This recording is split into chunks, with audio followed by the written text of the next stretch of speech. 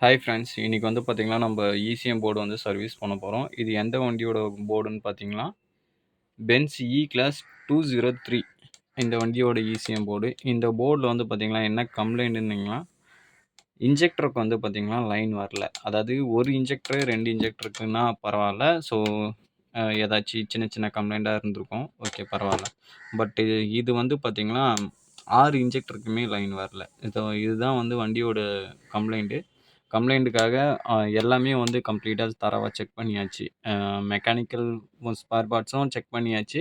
Electrical spare பார்ட்ஸும் check பண்ணியாச்சு. இப்போ வந்து பார்த்தீங்கன்னா, இது கம்பல்சரி பார்த்தீங்கன்னா, இந்த மதர் ஐசி அதாவது இன்ஜெக்டருக்கு லைன் வந்து இது வந்து குடுக்கல.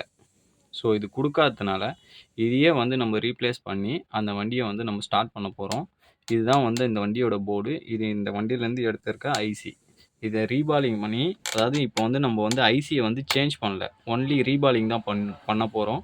ரீபாலிங் பண்ணி வண்டி உங்களுக்கு ஸ்டார்ட் பண்ணி நான் உங்களுக்கு காமிக்கிறேன். இன்னைக்கு ஒரு நாள் இல்ல, நாளைக்கு மறுநாள்ல, நாளைக்கு இந்த இந்த ஒரு நாள் இல்லாம அடுத்த நாள்ல வண்டி ஸ்டார்ட் பண்ணி அந்த வண்டியோட வீடியோவ நான் உங்களுக்கு அப்லோட் பண்றேன்.